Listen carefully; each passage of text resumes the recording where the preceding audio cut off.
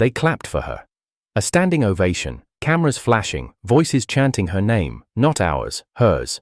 The same woman who once curled into my arms at 2 a.m., trembling because her script had been rejected again. The same woman who said we were a team, always. But now, her speech was a masterpiece of erasure. Every triumph we bled for together was presented as hers alone. She didn't stutter when she said, "This journey was mine." My name, never spoken. I watched her on that stage, radiant in a dress I once pawned my guitar for.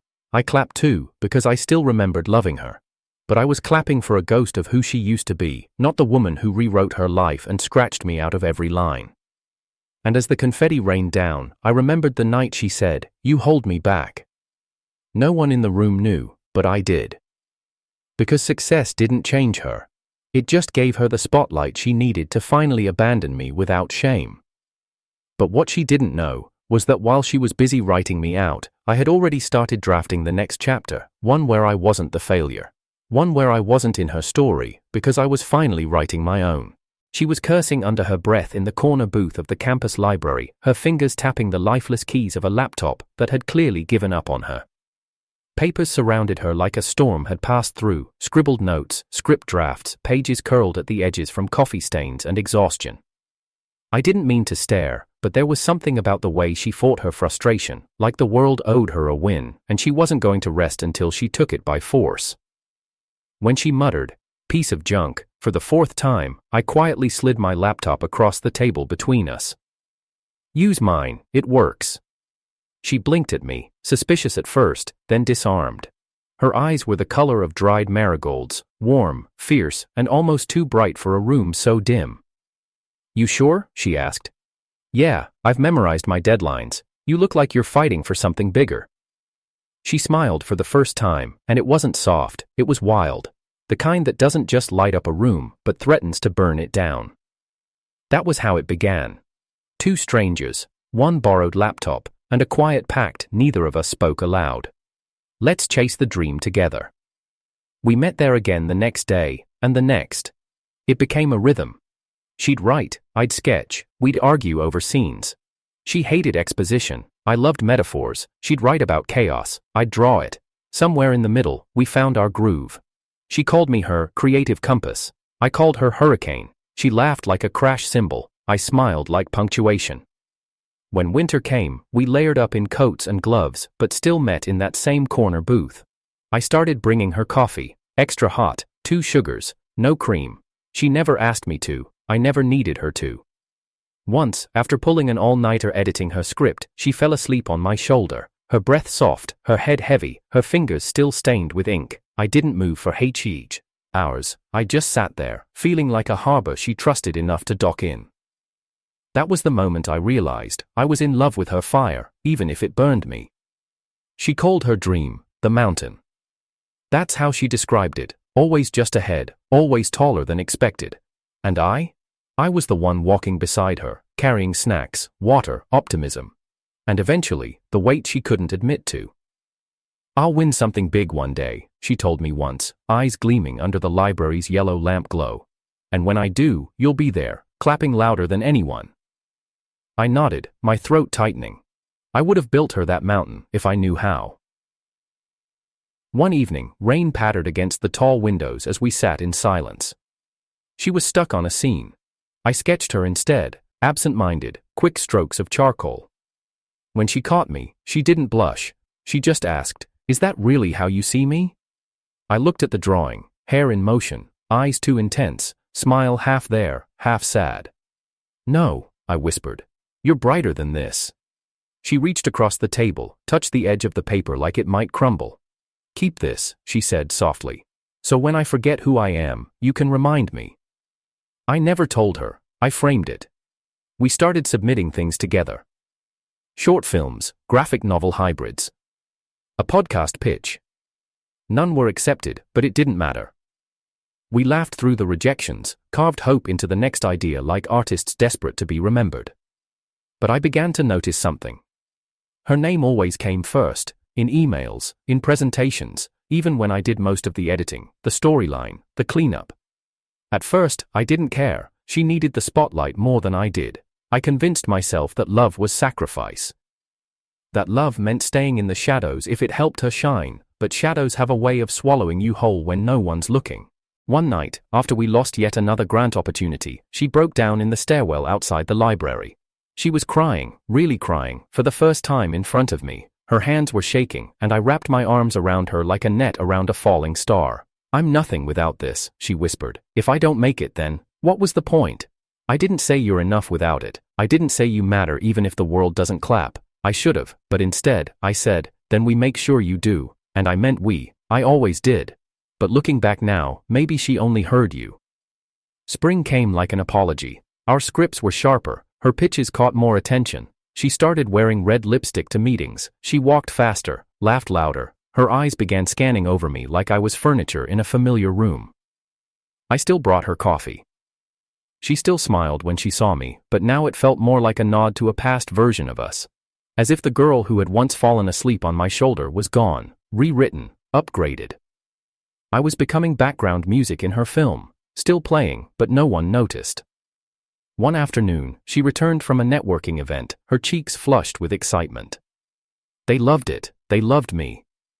I hugged her, meant it, but when I asked, "Did you mention we wrote it together?" she hesitated. Just for a second, but it was enough to carve a silence between us that no edit could fix. And yet, I stayed, because sometimes, love isn't about being seen, it's about staying. Even when you feel invisible. But now, years later, with distance between us and clarity like ice in my lungs, I wonder, did she ever love me? Or did she just love what I gave her access to? Maybe I wasn't her partner, maybe I was just a bridge, something to cross on her way to somewhere greater, something to leave behind once the mountain came into view, and still, I would do it all again. Because in that quiet booth, on that broken laptop, a spark was lit that changed everything. Even if it only burned for her. The first fight wasn't even a fight. It was the silence that came after her name was announced for that student film grant.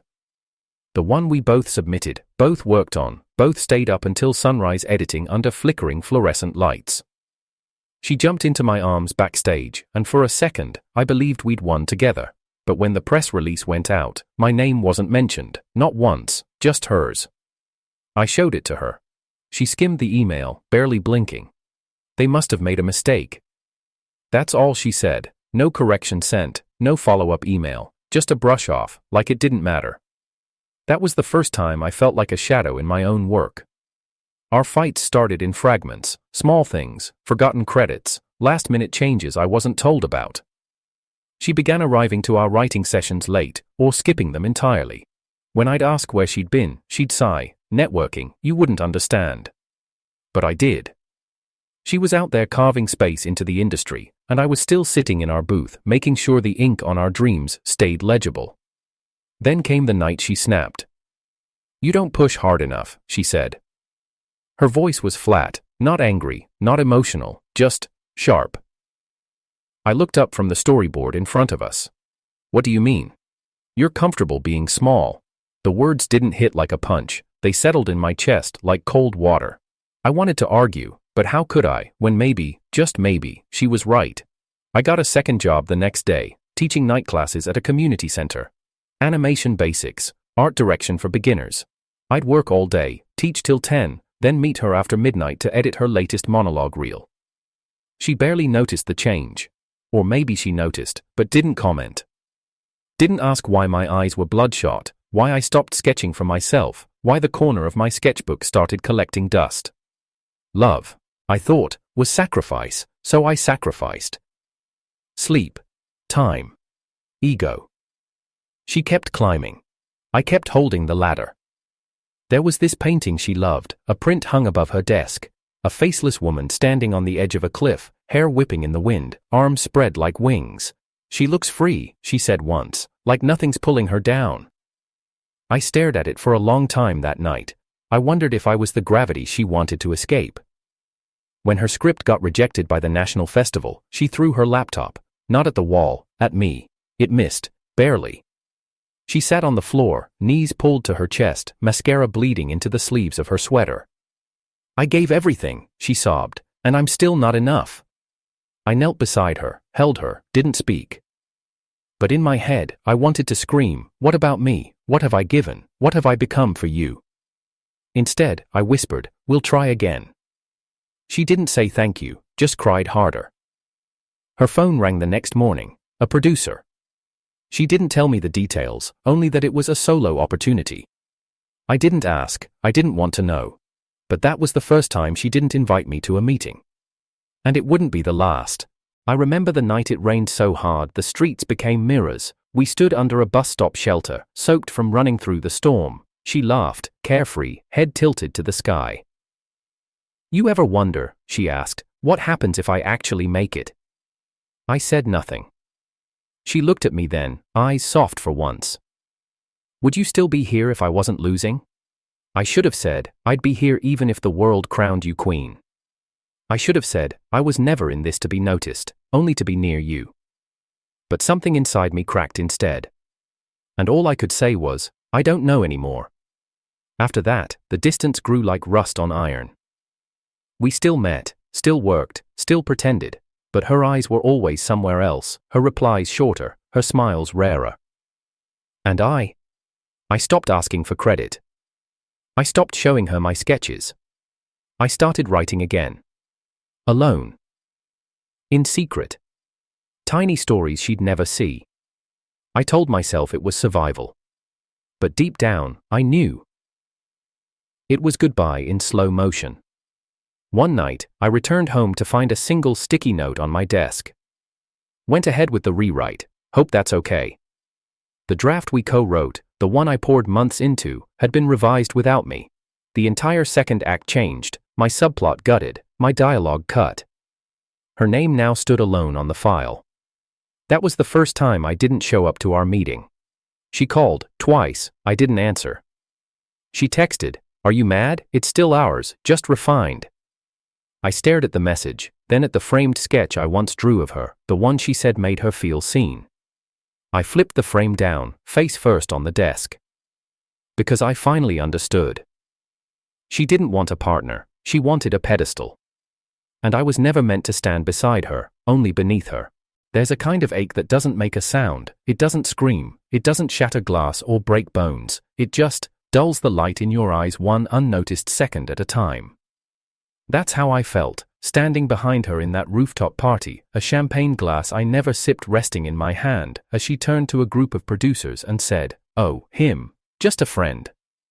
I smiled, pretended the music was too loud to care, but inside, something collapsed like a bridge catching fire from both ends. Just a friend. After everything.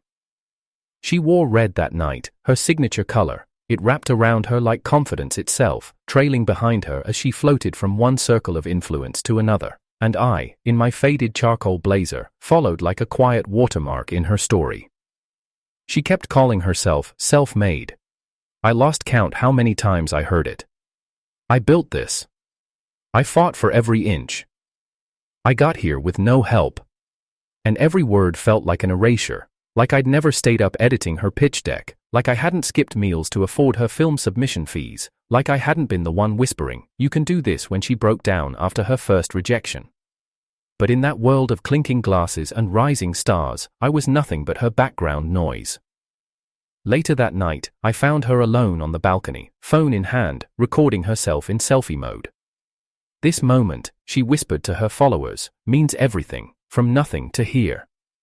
I waited until she was done, waited for her to acknowledge me. She didn't. Just turned to me and asked, "Do I look too shiny, or just right?" I wanted to ask if I looked like nothing to her, but instead, I fixed her hair and said, "You look ready." She smiled, kissed me on the cheek, and walked back inside, leaving my soul anchored to the railing. The next morning, I tried to bring it up. About what she said, about how it felt. "Liten. I'm not trying to be dramatic," I started, "but..." She didn't look up from her phone. "But what?" "You called me your friend, in front of everyone, that hurt." She sighed, deep and slow, like I was an inconvenience to her schedule, then looked at me like I was the naive one. "It's easier this way," she said, voice flat. "Your name, it doesn't sell." Those words didn't feel like a slap, they felt like a truth she'd been waiting to drop. Cold, clean, undeniable. That night, I didn't cry. Tears are honest. Tears mean you still believe in something. I didn't, not anymore. Instead, I lay on the couch while she rehearsed her fake acceptance speech in the mirror. "Thank you for believing in me," she said to her reflection. "For seeing something in me when no one else did." The irony of it sat heavy in my chest, because the no one else was me. And now, not even she could see me. I started disappearing after that, not physically, just in layers. I stopped offering to attend premieres, stopped printing drafts of her new scripts, stopped asking where she went when she stayed out late networking. She didn't seem to notice. Or maybe she did, and liked it. One day, I found the old journal we used to write in, the one with our idea dump section. It was stuffed at the back of her bookshelf, behind awards and glossy magazines. I flipped through the pages. My handwriting faded. Hers stronger, messier, urgent. On one page, she had written, "I'll do whatever it takes." At the time, I thought that meant together. Now I knew, it meant alone. Even if she had to leave me behind to get there. We were invited to a black tie gala 2 weeks later. She insisted I come, said it would look good if she brought someone familiar. I wore the same suit I always wore. She wore a new designer gown, sleek and sharp. We looked like two halves of different stories. During her speech on stage, she thanked her mentors, her team, her inspiration. I wasn't any of those anymore. The applause was thunderous, but all I heard was my own silence. That night, in the car, I asked her if she remembered the first script we wrote together. "The short film?" she said, distracted. "Why?" I reread it. It still felt like us. She paused, finally meeting my eyes. "There's no us in the industry," she said quietly. "There's only who gets remembered." The rest of the ride home was silent, but something final had been spoken. When we got home, she went straight to bed. I stood in the doorway, watching her rehearse again in the mirror, this time with a golden trophy in hand. Not hers yet, but soon, maybe. I didn't doubt that. She was brilliant, ruthless. She'd win everything she ever wanted, but she wouldn't win me, not anymore. I closed the door gently behind me, went to the living room. I opened my laptop, and finally, started writing again. Not for her, not for us, just for me. We called it Eclipsed. The story of two dreamers bound together by failure and light. A quiet film, one that lived in coffee-stained notebooks, breathless voice memos, and late-night revisions fueled by instant noodles and the sound of rain against foggy windows. We wrote it side by side, her words, my rhythm, my characters, her arcs. We built it like a home. So when I pitched it to her over breakfast, voice shaking from too many nights rehearsing the perfect proposal to the indie festival we both revered, I didn't expect the silence that followed. She sipped her coffee, looked out the window, then finally said, without meeting my eyes, "I don't think we should submit it together." I blinked, laughed. "What?" "It's not that it's not good," she hesitated. "It's just, your name might complicate things." That sentence shattered something in me. She didn't say it wasn't ready. She didn't say the story didn't work. She just said my name, the one that used to sit beside hers like a heartbeat, was now a liability. "You think I'm holding you back?" I asked, quietly. She didn't answer, but her silence was loud enough. I didn't fight her, I should have, but when someone looks at you like you're weight instead of wings, what's left to argue for? So I nodded, walked away from the project I had bled for, and told myself this was love, letting her have everything, even if it meant losing myself. Weeks passed, we barely spoke about the script. She was busier, glowing under the attention of new contacts, studio lunches, branding meetings. I went back to sketching, not people, just broken things, umbrellas in storms, bridges half-built, a pair of hands reaching for each other through cracked glass. Some nights, I'd find her asleep on the couch, laptop open to our old drafts, but now they were renamed, retitled, edited, the font no longer matched mine. It felt like watching someone repaint the home you built together after locking you out. Then came the announcement. I wasn't even looking for it, it just appeared on my feed. Festival shortlist, top 10 scripts. There it was. Eclipsed. Her name only. I stared at it until the edges of my vision blurred. Then I clicked the submission file, public teaser available. The log line was the same, even the opening line, word for word, ours, but she had carved my fingerprints off every frame. I waited until she got home that night.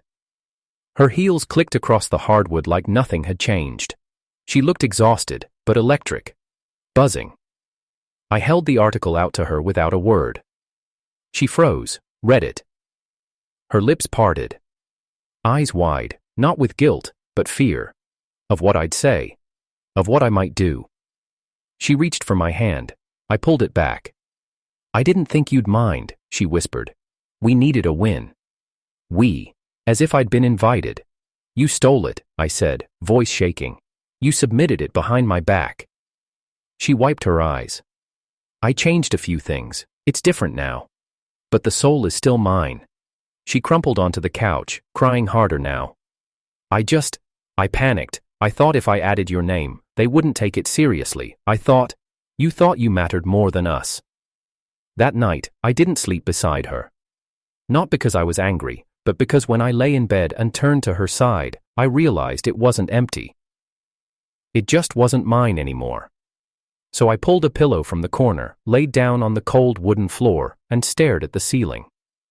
The hum of the city, her muffled sobs, the whisper of betrayal pressing into my ribs like a knife, I felt all of it. But what I didn't feel was home. At dawn, I watched her sleep, mascara smudged, fingers still curled as if holding on to something she already dropped. She used to look peaceful, like the world hadn't broken her yet. Now she looked like she was surviving her own fire.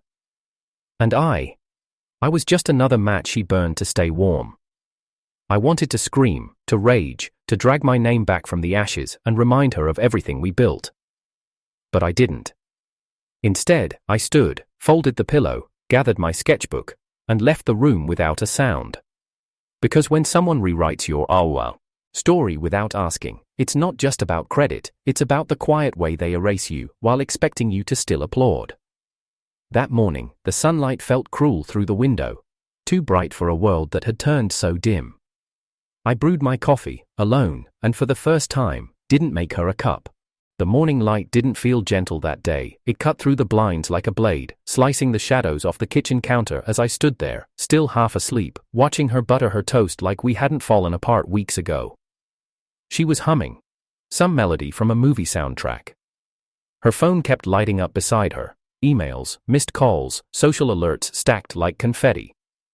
Then, between sips of orange juice, without looking up, she said it. "They want me." Her voice didn't rise, it didn't quiver, it was as steady and casual as someone reading the weather. A real deal, feature length, budget, distribution, it's everything we dreamed about. I smiled, unsure if I should be proud or bracing for the impact I already sensed coming. Then she added, "But they want a cleaner story, no baggage, no history." I blinked. "What do you mean cleaner?" She finally looked up at me, only for a second, and something in her gaze told me she wasn't asking for understanding. She was warning me. "They think my backstory will sell better if it's just mine. They want the self-made angle, rising from the ashes alone. It sells." "And me?" I asked, my voice low. She hesitated. Her eyes flicked toward her phone, then back down to her plate. "You're part of the process, but not the pitch." My chest tightened, breath caught somewhere between disbelief and déjà vu. "All this time, I was the background of your biography." I didn't raise my voice. There was nothing left to raise. I'd already lost the battle, I just hadn't been informed the war was over. She stood, smoothing out the fabric of her blazer like we hadn't just amputated the last piece of whatever we was. "They're flying me out next week," she said. "Press, interviews, a teaser trailer meeting." Then came the sentence, the one that cut clean through bone. "I can't afford distractions anymore." Distractions. I wasn't his partner. I wasn't her co-writer, I wasn't her muse. I was a distraction. There was no screaming, no broken glasses, no midnight arguments or poetic closure. That was her breakup. Clean, effortless, like deleting a file too large to email. And me?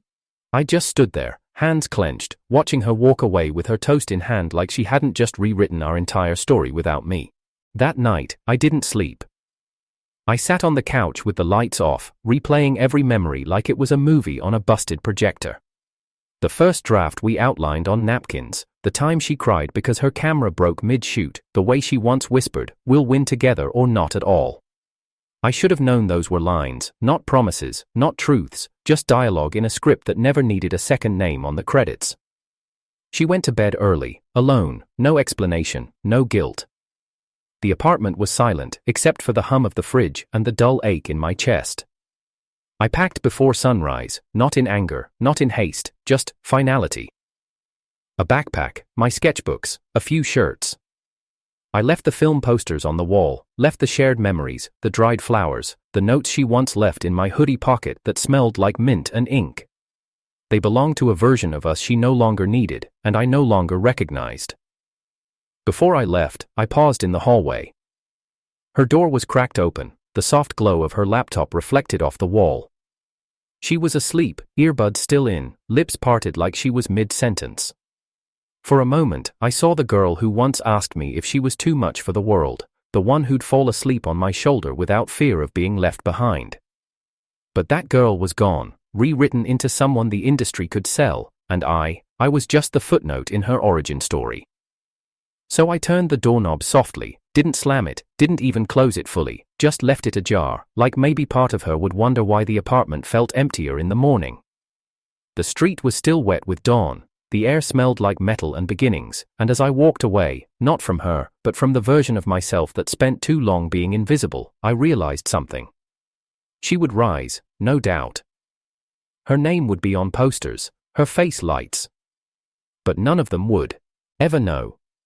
The boy who taught her how to build stories had to tear himself out of hers so she could be the only one left on the page.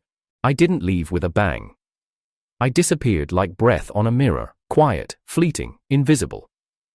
No goodbye notes, no final texts. Just a one-way ticket out of the city and a backpack that carried more grief than clothes. I took a job 2 states away, a community art center, teaching animation to kids who still believed every story ended in light. They asked simple questions, they drew with crayons and unshaken hope, they reminded me of who I was before the edits, before the credit lines blurred, before she decided our past didn't fit her future. My phone stayed off most days. Not because I didn't want to reach out, but because I already knew what she'd say, if she said anything at all. She was rising now, floating on applause, drifting further from who she used to be. And me? I became something she left behind. A ghost of a dream she'd outgrown. Her face found me anyway. On bus stops, on magazine covers in grocery aisles, on giant LED billboards glowing over highways like gods watching from the sky. She smiled in every photo, hair styled, eyes sharp, posture sculpted for power. But it was her eyes that hurt the most. They weren't afraid anymore. I remember the girl who used to flinch at rejection letters, who'd cry on my shoulder when her scene didn't land, who once whispered, "What if I'm never enough?" Now those eyes gleamed with a new answer, "I am everything." And somehow, the more the world embraced her, the more I felt erased. I saw the interview by accident. A YouTube autoplay, late night, dim room. She was seated in a red dress, all grace and polish, talking about her rise to success. "I built this alone," she said with a soft smile. Alone. She didn't flinch when she said it, didn't pause. Just let it hang in the air like a truth too perfect to touch. I stared at the screen, my reflection faint in the glare. I thought of the ramen dinners we shared, and we couldn't afford takeout, the nights we wrote until sunrise on a shared laptop, the floor I slept on after she sold our script without asking, and I wondered if those moments ever echoed in her mind, or if she'd rewritten even those in her quest to look untouchable. I started sketching again, not people, not her, just shapes, fractures, a match burning at both ends, a bridge with a missing plank at its center, a pair of feet walking away, casting no shadow. The kids asked if I ever worked in the industry. I'd smile and say, almost. They never asked what happened, and I never offered. Some nights I'd sit by the window, coffee gone cold, watching the rain trickle down like it was tracing old memories. I'd picture her standing in that same window, 2 cities away, holding a trophy I helped carve, never knowing the fingerprints she'd wiped off of it were mine. And yet, I didn't hate her. I missed her. Not the woman on the billboards, not the name in bold font. I missed the girl in oversized sweaters, laughing with soy sauce on her chin, whispering story ideas like they were secrets too sacred for daylight. She posted a picture once, old photo, a blurry one from our library days, us, together, no caption, just an echo of something she couldn't bring herself to fully delete. I stared at it for hours, not because it meant she remembered, but because it confirmed she knew. She knew I existed in the roots of her success. She just chose not to water the truth. One afternoon, a student brought me a drawing. "It's you," she said, "but also a superhero." I smiled at the cape, the glowing pen, the way my glasses were slightly crooked. She added, "Because heroes help other people fly." I almost cried. Because maybe that's what I'd always been. Not the one who soared, but the one who pushed someone else into the sky, even if it meant I'd never leave the ground. The world called her unstoppable. Magazines used words like visionary, trailblazer, icon. I stayed silent. Not because I had nothing to say, but because every word I wanted to scream had already been said, just not by me. She kept winning. And I kept watching, in silence, like a ghost, trapped in the house we once built together. But I wasn't bitter, not anymore. Because even if she'd forgotten, I remembered everything. It arrived on a Wednesday. No return address, no signature, just an envelope, heavy, off-white, embossed with gold foil so clean it felt like an apology wrapped in pretense. Inside, an invitation. Premiere night, her film, the one that came from our script. There was no greeting, no, "We'd love to see you." Just one word at the top, guest, no name, no recognition, no echo of the boy who once helped her build the bones of that story. Still, I went. I ironed my only suit, it still smelled faintly of mothballs and regret. The theater was wrapped in velvet ropes and flashbulbs. Her name glowed above the marquee like a promise kept, or a lie well told. I stood at the edge of it all, cameras scanning, people rehearsing their smiles. Then she arrived. She stepped out of a black car like she belonged to another world, the red carpet kissed her heels, her gown shimmered like a secret she'd sworn to never tell, and for a moment the crowd held its breath. She saw me. Our eyes met for less than a heartbeat, then she walked toward me with the grace of someone trained to perform closeness. The cameras clicked, she smiled like we were old friends, hugged me with arms that didn't tremble. "Don't ruin this for me," she whispered in my ear, her voice barely grazing my skin. It didn't sting like I thought it would. It felt expected, like the final line of a script I'd already read too many times. I smiled back. Of course not. And I meant it. But that didn't mean I came empty-handed. Tucked inside my coat pocket was a manila folder. Nothing fancy, just pages, just ink, just proof. Our original script, drafted with 2 voices, 2 visions, my name on the cover. Hers scribbled in messy cursive across the title page. The same version I once thought would change our lives. The same one she'd rewritten, alone. The theater swallowed us whole. Chandeliers, velvet seats, champagne flutes, passed around like props. People clapped when her name appeared on screen. They laughed at the jokes I wrote, teared up at the monologue she once said was too emotional to work. And when the final scene played, our closing line delivered word for word from our first draft, the applause roared. She stood from her seat and bowed slightly. Then turned to me, the corner of her mouth twitching like she didn't know whether to thank me or ignore me. I clapped too. Not for her, but for the version of us that once believed this story would be ours. After the credits, there was a reception in the lobby.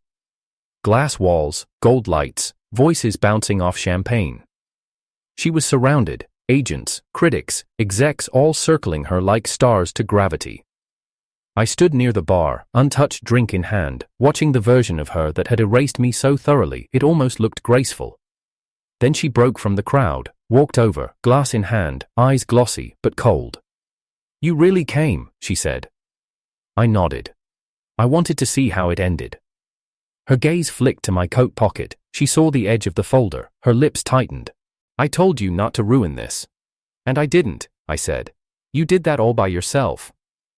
She pulled me into a quiet corner near a painting of an old theater. The irony made my throat close. Her voice dropped. "What do you want?" "I don't want anything," I said, pulling the folder out. "Just truth." I handed it to her. She didn't open it. Didn't look at it. She just stared at me like I'd become a version of the past she couldn't delete. Her voice trembled. "They'll pull the film if this leaks." "Then let them." For a moment, we stood there, no cameras, no scripts, just silence. The kind of silence that only follows something breaking, not loudly, just breaking. "I loved you, you know," she whispered. "I know," I replied. "I loved you too. Enough to let you steal my name if it meant you'd make it." Her eyes filled, but no tears fell. She was too polished now, too sculpted.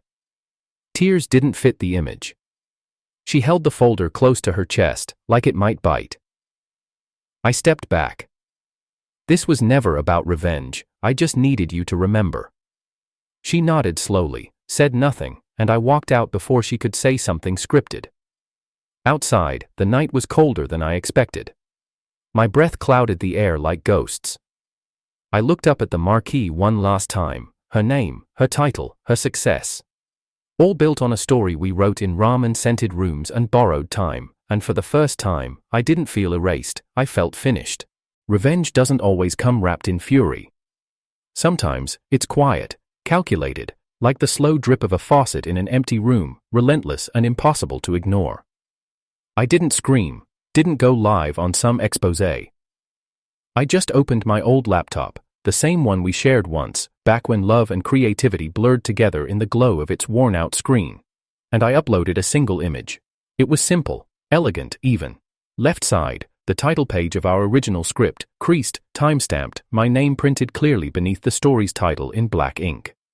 Right side, a screenshot of the film credits, where only her name glowed under the written by line, clean and polished like it had never been anything else, no caption, no context, no hashtags, just the truth, split in two, a before and an after. I didn't check the post for hours. I went on a walk, through fogged-up alleys and quiet streets. There was a strange freedom in letting go, not of the past, but of the silence I'd carried for too long. I didn't want vengeance, I wanted validation, proof that I had once existed in the story she now claimed alone. By the time I got home, the post had detonated. It had been shared thousands of times, screenshots spiraled across platforms. Comments flooded in, some from strangers, some from classmates who remembered us at that library table, her laughter echoing, my sketches scattered. Others from industry watchers, connecting dots that had been cleverly hidden behind her spotlight. There were receipts, emails, chat logs, old drafts with metadata still intact. I hadn't posted those, but someone had. It turns out you only need to give the internet a crack, and it'll pry the whole wall open. Her name began to trend, but not for the reasons she'd planned. The hashtags were sharp, not cruel, just honest. The ghostwriter, hashtag credit matters, hashed unspoken names. Within 24 hours, blogs picked it up, then the film forums, then actual news outlets. The timeline was undeniable. The overlap between the script I'd written and the film she released was too perfect to ignore. And still, I said nothing.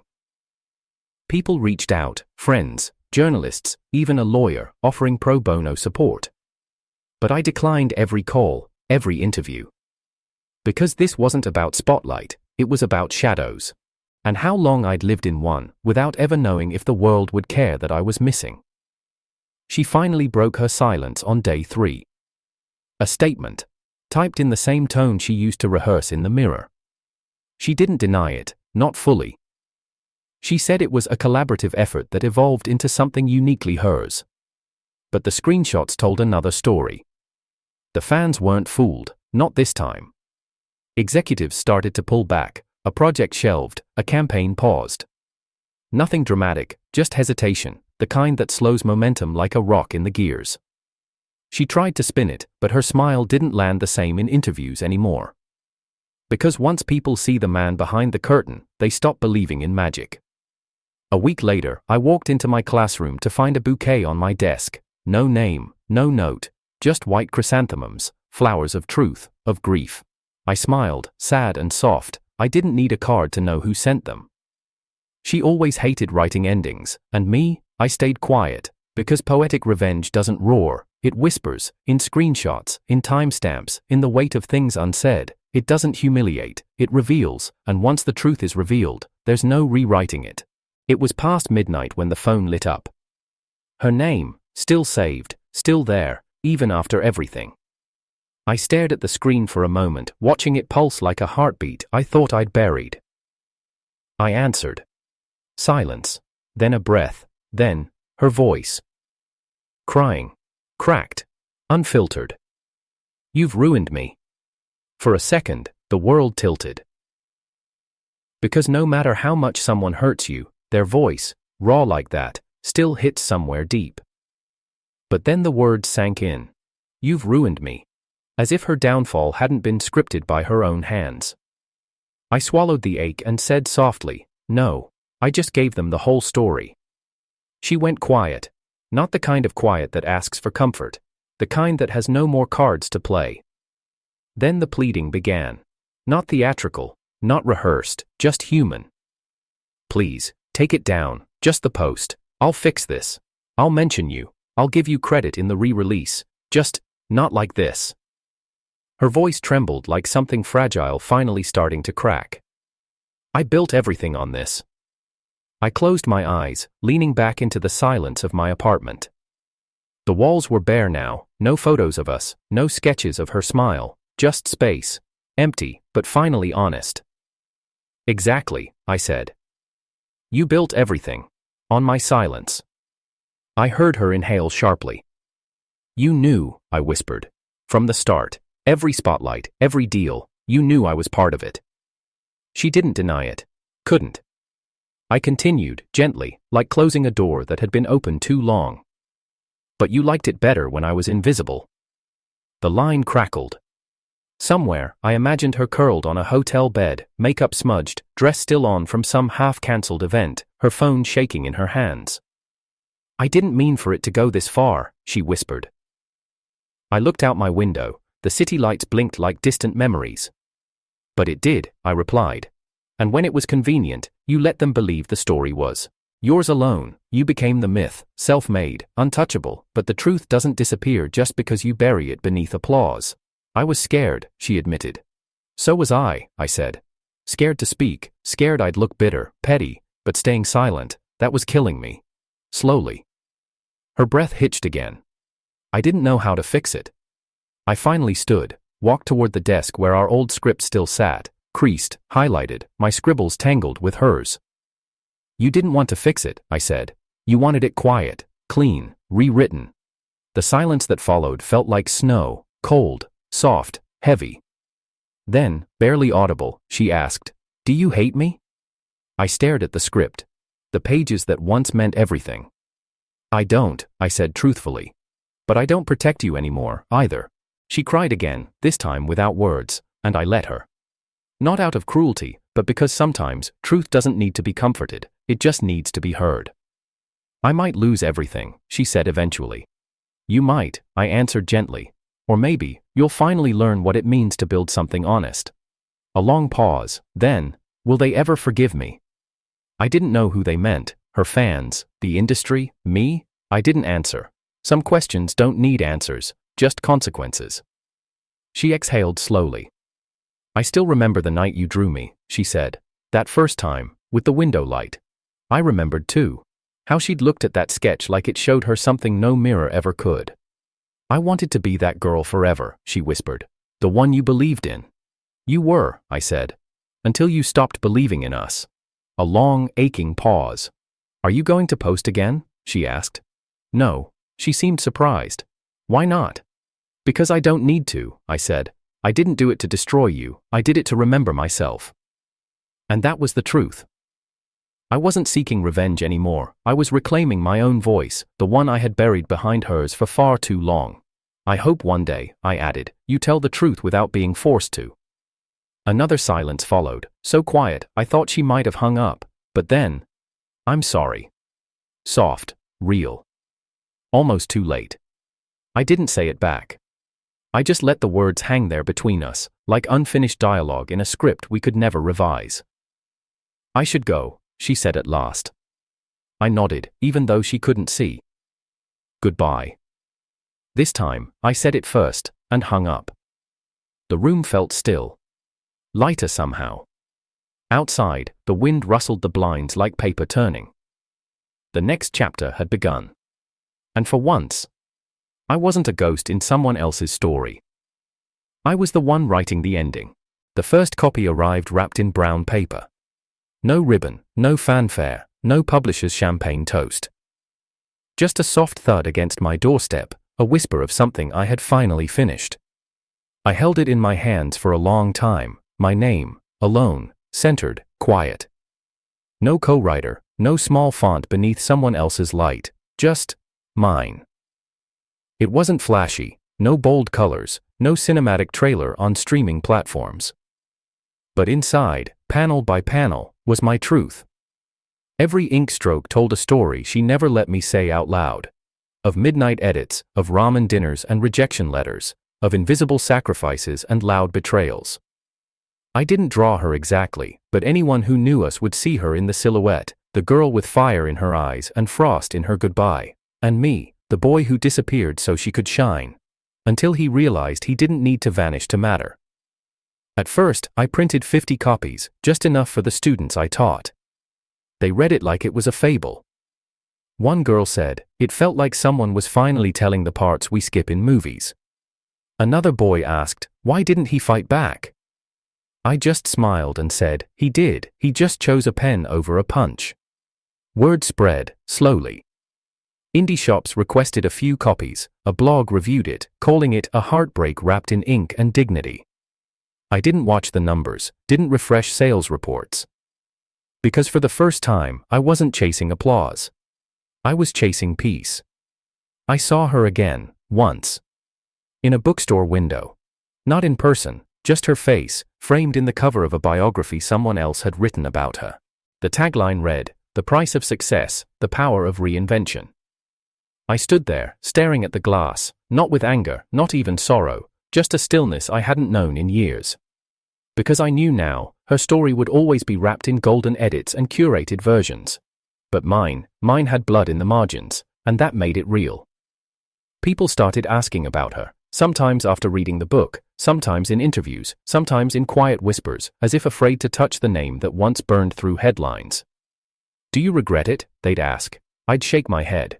"She taught me what betrayal feels like," I'd say, up close, without flinching. They'd nod, expecting the bitterness to follow, but then I'd add, "But more importantly, she taught me what it means to finally choose myself." Because loving someone who cannot love you back in the light, that's a slow kind of erosion. And surviving it?